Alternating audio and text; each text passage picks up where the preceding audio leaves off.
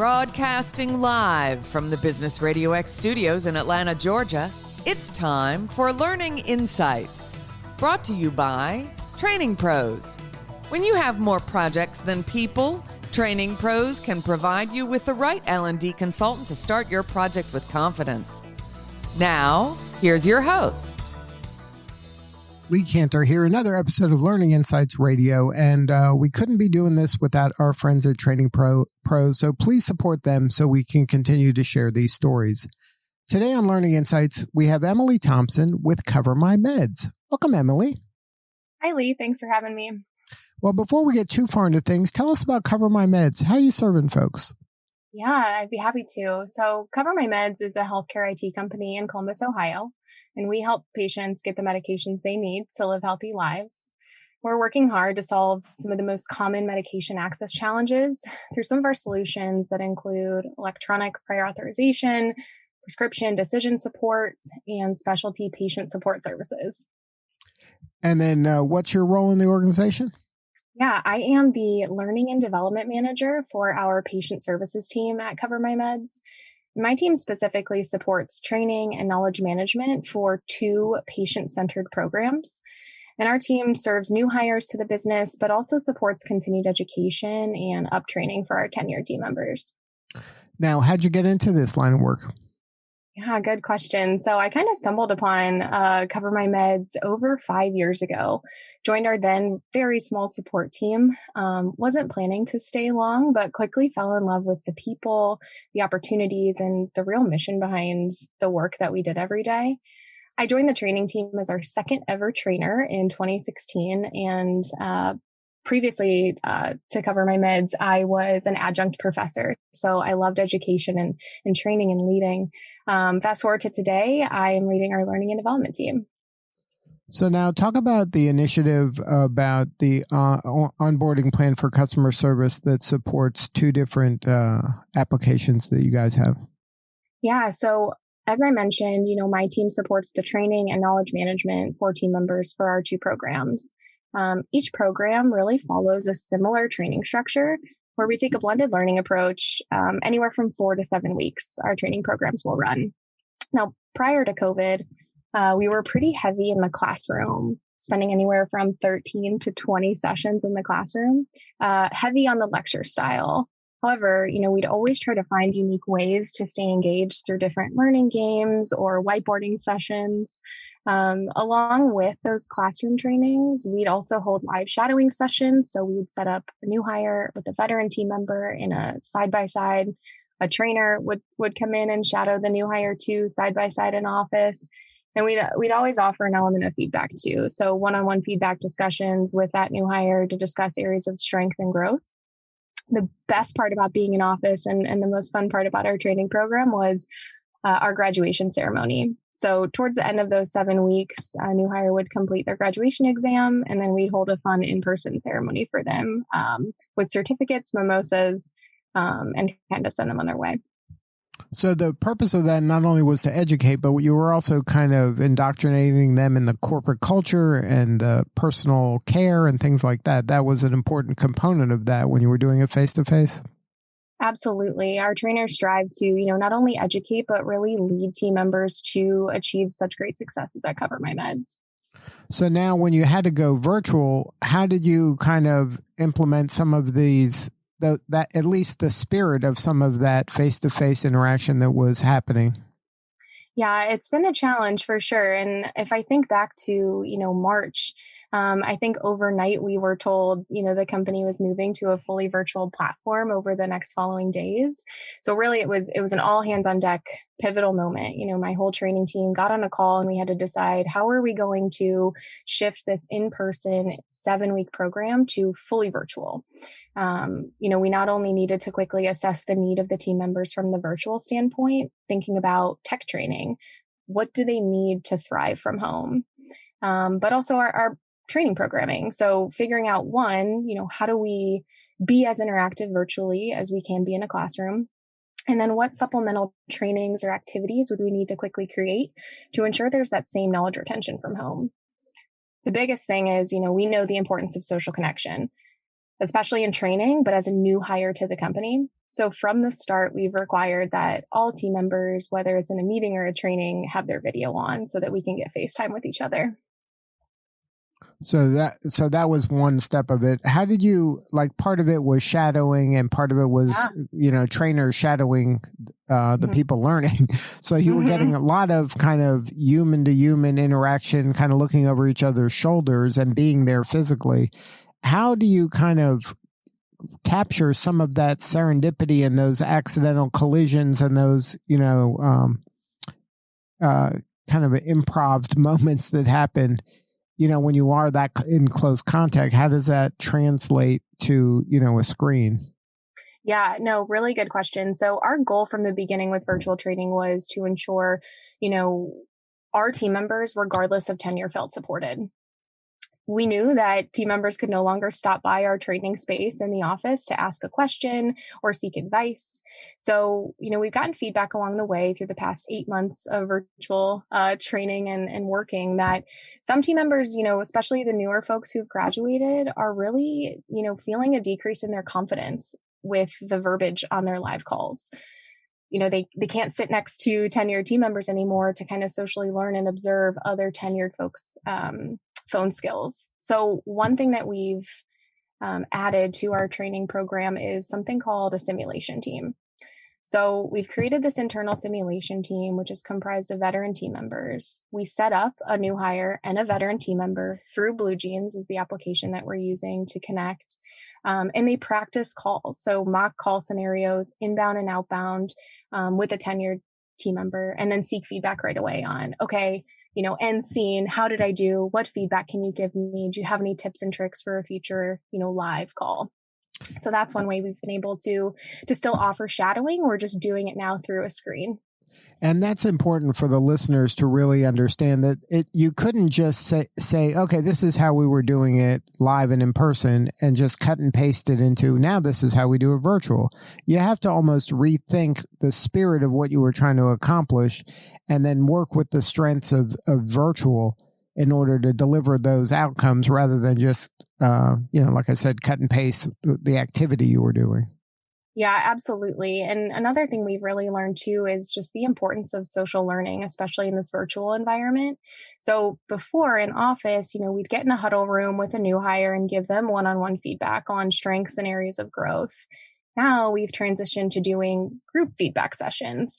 So we'll have small groups of new hires jump on a call, turn their video on with a trainer, and listen to each other's calls together. So this really allows them to socially learn from each other and together, take away key improvement areas or strengths as a group. Now, have you opened up things like Slack channels or kind of other means of communications? Absolutely. So we definitely utilize Slack, whether we're Slack, messaging or Slack calling. I think for our training team in particular, we've realized just how socially connected we are and how much we thrive off each other's energy. So we work really hard to stay connected via video call, whether it's Slack or BlueJeans, weekly, if not sometimes daily. So now I can understand how you're getting that feedback and they're learning together kind of in a group setting, which might be a little different than how they were learning previously. Are you able to capture any of that learning and then share those learnings with other people in the organization that weren't part of that mini group and maybe in an anonymous way, at least the key learnings and the high points and low points? Yeah, definitely. So CoverMyMeds as a company does a really great job of instilling a culture of feedback. And we take that to heart too on the training team. We're always working to find ways to iterate and improve for our next class coming in. So we capture feedback in a few ways around training. One is we hold skip level feedback sessions. These are small feedback meetings with graduated team members and either myself or a senior trainer, and really just pick their brain, ask them, what did you love about training? What would you do differently next time? Do you have any creative ideas for us? We were able to do those in office, and now we're doing them virtually via BlueJeans. We also, since working remotely, have incorporated weekly debriefs with the new hire classes. So a trainer will get on a weekly call with that new hire class and kind of use it as an open forum. We'll answer any outstanding questions they may have. We'll seek feedback directly. We'll ask them for it.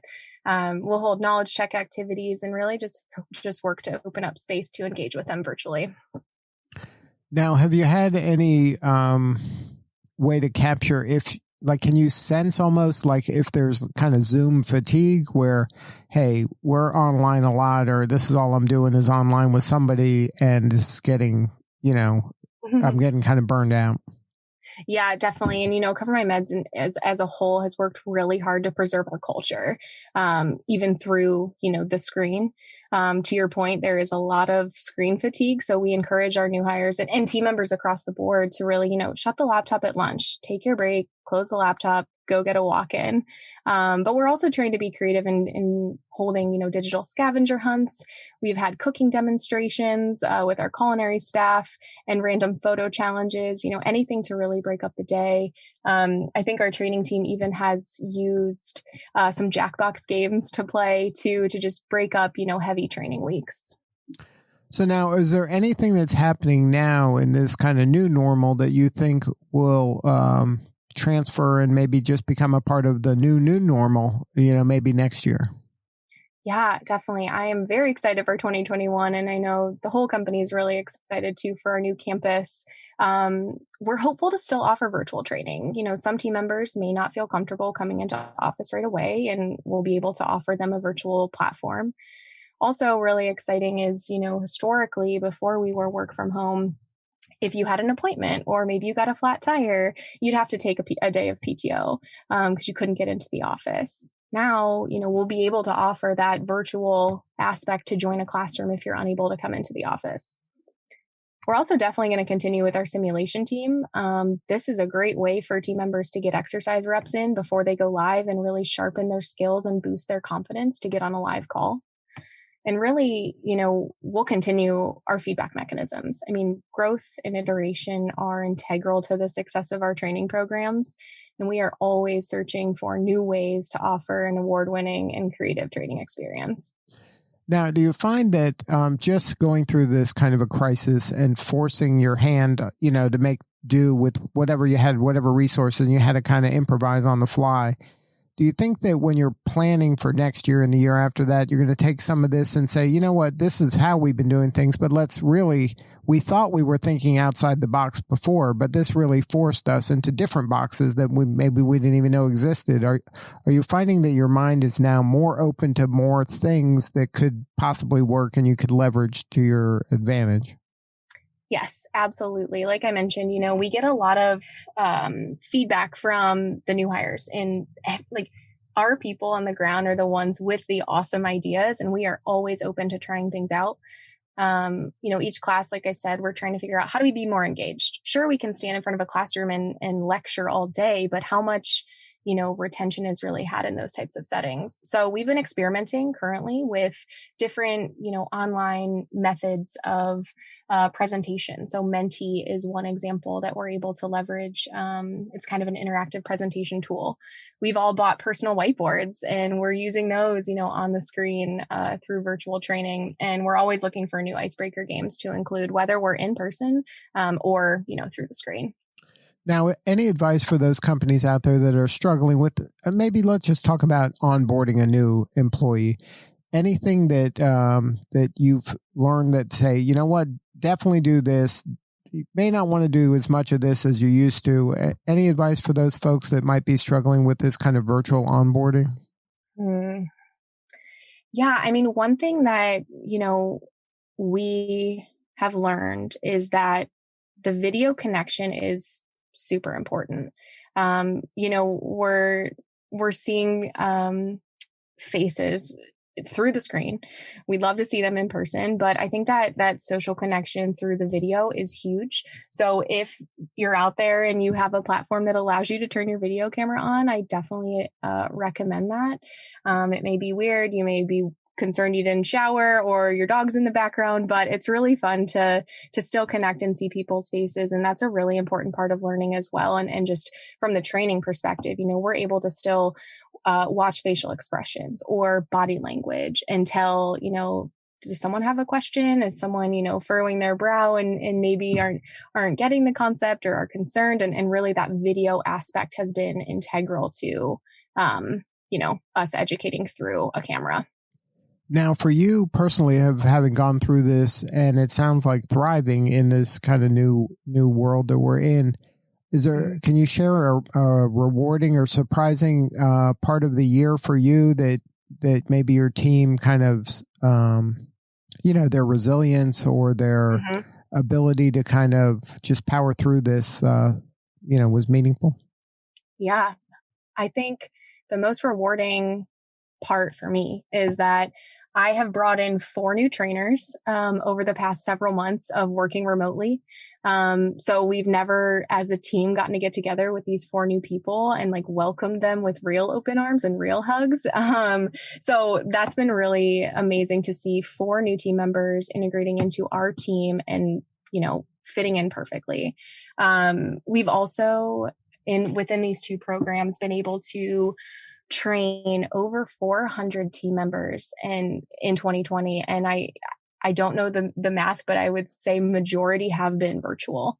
We have a 100% graduation rate, and we have had that over the past 3 years, which is amazing that we still are able to successfully onboard, train, educate, lead people to success, even through, today's environment. And then as you move into 2021, how do you even go about kind of forecasting this? Because, who knows what the world's going to be like. Are you just doing things at a quarter at a time? How do you kind of plan the year? Yeah, I mean, as far as going back into the office and what that looks like, I'm not sure of timing. I do know that CoverMyMeds is putting the health and well-being of our employees as first priority. So we'll continue, with our virtual platform as is. Of course, still seeking feedback along the way. We hold multiple retro conversations as a training team after a class graduates. We'll get together, what worked, what didn't, what should we change? And that's the beauty of CoverMyMeds is we're constantly pivoting. I think we joke that the training team is full of professional pivoters, and we really look to lean into the productive discomfort that we've seen this year. So now, what do you need more of? How can we help you? Are you looking for more talent? What's on the horizon? Yeah, great question. I mean, CoverMyMeds is always growing. And for those out there interested in learning more, you can look more into our culture at experience.covermymeds.com. As far as me, I mean, this interview has been an awesome experience, and I love being able to rave about my trainers and my knowledge management team. I heard a quote recently, and it's exceptional leaders solve problems with people, not for them. So I'm really eager to connect and learn alongside other thought leaders in the industry. And this has been a good experience. Thank you so much. And then for you, if somebody wants to connect with you, is the best way on LinkedIn? LinkedIn would be great. Yes. And that's just Emily Thompson on LinkedIn? You got it. I CoverMyMeds. And then the website for CoverMyMeds is CoverMyMeds.com if somebody wants to learn more. Correct. You got it. Well, Emily, thank you so much for sharing your story today. You're doing important work, and we appreciate you. Thanks, Lee. All right. This is Lee Cantor. We will see you all next time on Learning Insights. And remember, this work would not be possible without our sponsor, Training Pros. Please support them so we can continue to share these important stories. Thank you for listening. For more information about Training Pros, visit their website at training-pros.com.